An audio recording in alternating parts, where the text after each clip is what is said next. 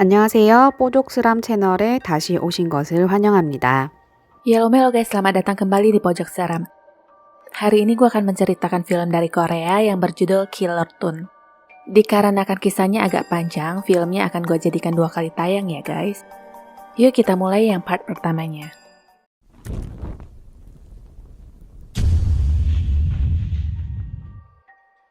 Sebuah komik seakan mencerminkan seorang perempuan yang berdiri di depan komputer saat itu, bahkan isi pikirannya. Dia pun duduk dan terheran melihat gambar komik tersebut. Cerita komik itu berlanjut. Tahun 1987 kelulusan SD Sanho, seorang bocah tampak menyatakan cinta pada gadis yang bernama Misuk. Hal itu sirna ketika semua orang melihat dan meneriaki ibunya sebagai monster dan hantu. Cibiran-cibiran pun dilontarkan, bahkan tidak ada yang bersedia berteman dengannya sekarang. Di rumah, Misuk terlihat menangis dan mencoret foto wajah ibunya sendiri dan menuliskan kalimat, "Memalukan, aku harap ibu koit." Dan suatu saat ibunya beneran koit. Saat itu ada kemungkinan ibunya masih bisa diselamatkan, tetapi Misuk mengingat omongan-omongan dari orang-orang yang berkata monster hitam itu adalah ibunya. Dia pun lalu melepaskan tangan yang memegang ibunya sambil memalingkan wajah dan berkata, "Pergilah ke neraka." Entah apa yang terjadi dengan wajah ibunya, tapi itulah alasan orang-orang tadi mengatainya monster. Kembali ke kehidupan nyata. Dia menelpon Kang Ji-yoon selaku orang yang mengirimkan naskah komik juga sebagai pengarang, tapi tidak terhubung dan masuk ke voicemail. Di saat dia meninggalkan pesan bahwa dia sudah menerima naskahnya dan bertanya bagaimana bisa dia tahu tentang kematian ibunya sedangkan pada saat itu hanya ada dia dan ibunya di rumah. Dia pun semakin terganggu dan terus bertanya bagaimana bisa orang lain tahu soal itu. Lampu tiba-tiba padam dan semua tirai tertutup dengan sendirinya. Dia pun segera mendapati pisau kecil untuk sekedar berjaga-jaga.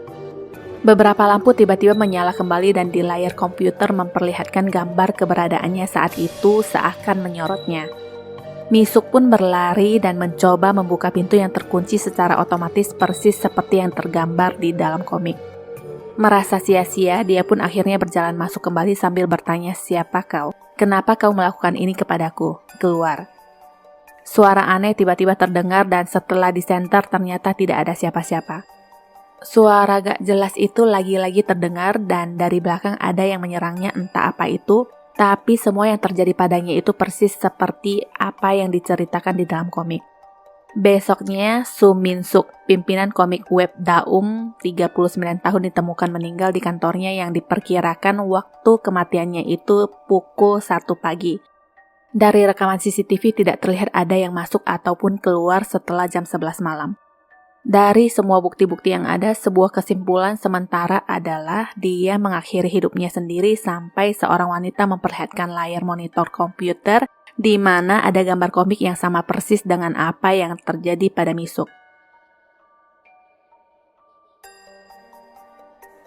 Di tempat lain, seorang gadis yang bernama Kang Ji-yoon yang sedang berkendara melintas melihat seorang anak kecil yang sedang berjalan kaki dari kaca spion. Sepersekian detik dia terhenti mendadak dan mendapati anak itu sudah berada di depan mobilnya.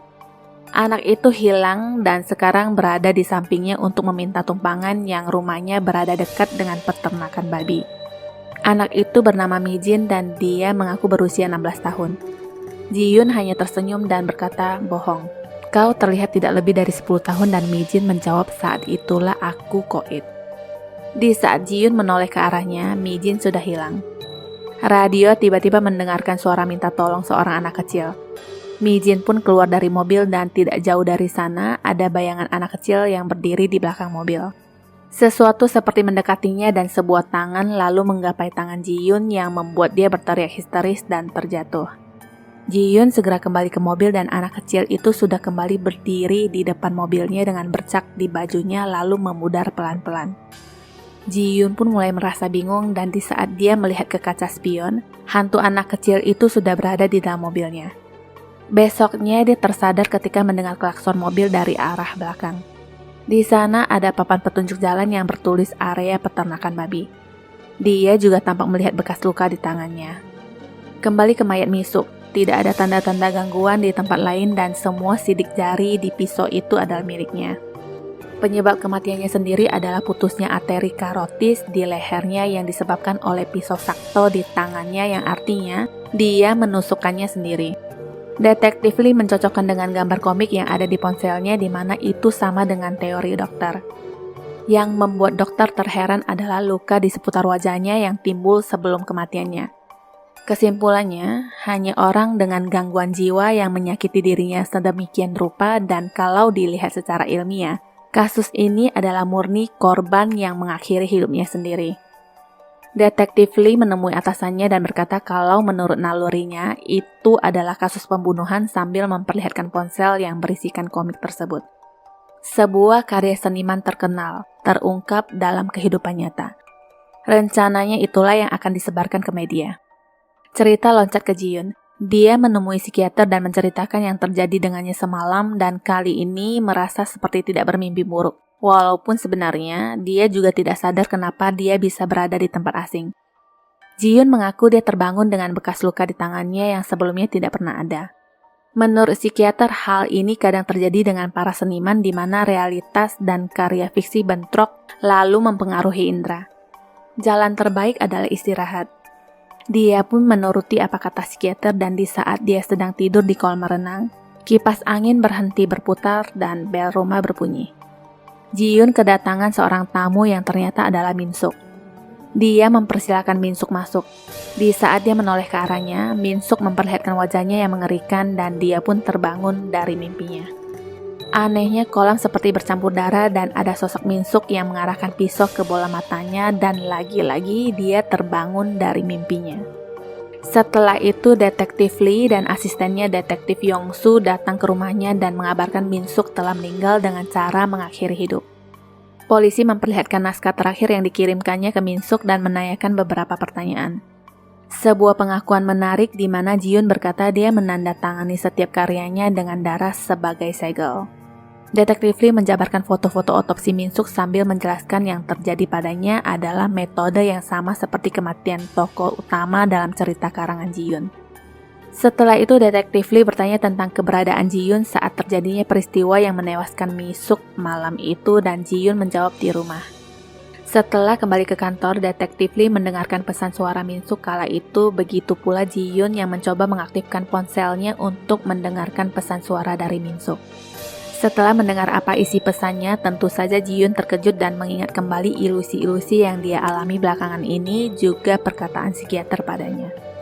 Dia lalu memeriksa kembali naskah cerita karangan berikutnya yang berjudul Pembalseman Mayat Jo dan men-scroll beberapa lembar cerita komik itu. Nah, ceritanya seorang bapak-bapak pengurus jenazah sedang dalam perjalanan bersama temannya yang asik baca komik online dengan tabletnya. Dia lalu mendapatkan telepon dari rumah sakit yang berkata ada jenazah yang tersengat listrik. Temannya mengatakan dia tidak bisa ikut bersamanya karena ada urusan lain. Di rumah sakit, Pak Jo merasa frustasi dengan kondisi mayat yang menurutnya sangat sulit ditangani. Tiba-tiba lampu konslet dan posisi mayat itu tampak berubah menghadap ke arahnya. Awalnya dia ngeh, tapi dia menganggap mungkin itu semua cuma halusinasinya karena pengaruh alkohol. Dia ngedumel sambil menutup mata si mayat. Tablet temannya yang terbawa olehnya itu tiba-tiba unlock sendiri dan memperlihatkan cerita bergambar. Anehnya, gambar dalam komik itu persis seperti dirinya. Dia pun tercengang melihatnya dan melanjutkan membaca. Di gambar komik itu diceritakan saat itu adalah hari kematian istrinya yang sudah dirawat 5 tahun masa sakitnya. Sekilas dia merasa melihat kelopak mata istrinya masih bergerak. Dia pun mendekatkan kepalanya untuk memastikan kembali. Diceritakan kembali saat itu istrinya yang sakit sangat tergantung padanya dan juga merupakan saat-saat paling melelahkan dalam hidupnya. Kembali ke hari kematian istrinya. Sebenarnya istrinya belum benar-benar meninggal, tapi Pak Jo memaksa untuk menyatakan dia meninggal.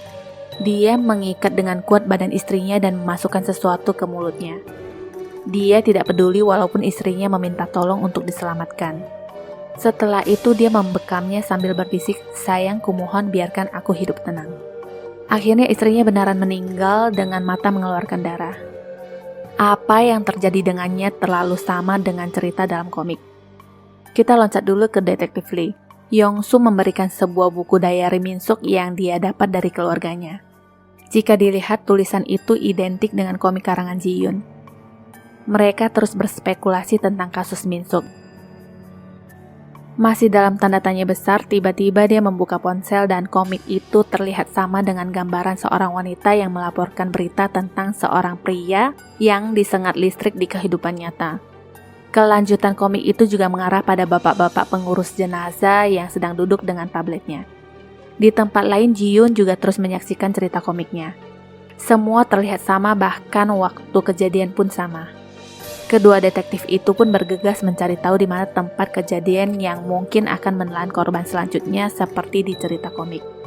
Di tempat lain, Pak Jo merasa panik dan segera membereskan barangnya. Di saat dia hendak pergi, tangan mayat itu seakan menarik bajunya. Terdengar suara yang berkata belas kasih dan damai sejahtera untuk mereka yang sudah meninggal. Itu adalah kata-kata yang keluar saat dia menghabisi istrinya dulu. Ji-yoon pun segera mencari tahu lokasi dengan mengumpulkan gambar-gambar yang mirip dengan komiknya. Kembali ke Pak Jo, dia menjadi frustasi mendengar suara itu. Pintu tiba-tiba tertutup dan semua loker penyimpanan mayat seperti mengeluarkan darah. Satu di antara loker itu terbuka dan bergetar. Walaupun takut, dia memberanikan diri untuk mendekati loker itu yang ternyata kosong. Ketika ingin memastikan lebih jelas dengan menyalakan lighter, sesuatu menyerangnya. Cairan-cairan yang seperti darah itu menyusut kembali dan seperti tidak terjadi apa-apa. Detektif terus menghubungi Ji-yoon yang bertujuan menanyakan lokasi dalam komik yang digambarnya tapi tidak dijawab. Mereka lalu mendapatkan info dari pihak kepolisian tentang tempat yang dimaksud. Ji-yoon pun sampai di rumah sakit sedangkan Pak Jo sudah terbaring di dalam loker mayat nomor 2. Di dalam, Pak Jo memakai cahaya ponselnya sebagai penerangan dan melihat sesosok mayat yang mendekatinya. Lilitan kain pembungkus mayat itu terlepas dan membalut tubuh Pak Jo dengan sangat erat yang bahkan membuatnya sakit. Hal itu sebenarnya seperti apa yang dia lakukan kepada istrinya dulu. Ji-yoon sampai di depan pintu kamar mayat yang terkunci. Dia pun berusaha membuka pintu itu menggunakan Firex. Di dalam loker, kain itu semakin menjepitnya sampai terluka dan kain yang membungkus mayat yang berada di atasnya itu terlepas semua dan memperlihatkan wajah istrinya. "Hai bang, apakah aku masih cantik?" Ji-yoon berhasil masuk dan menemukan Pak Jo di dalam loker dengan kondisi sedang mencekik dirinya sendiri. Setelah sadar, kini dia melihat wajah Ji-yoon seperti hantu istrinya. Dia pun seperti gila dibuatnya dan menjauh dari Ji-yoon. Tiba-tiba sebuah tangan memegang kepalanya dari atas, tapi yang terlihat oleh Ji-yoon adalah dia mematahkan lehernya sendiri dan setelah itu bersambung. Ditunggu untuk part 2-nya ya guys. 시청해주셔서 감사합니다. 구독과 좋아요, 공유 잊지 마시고요. 다음 영상 알림을 위해 알람 설정도 부탁드립니다. Sampai jumpa.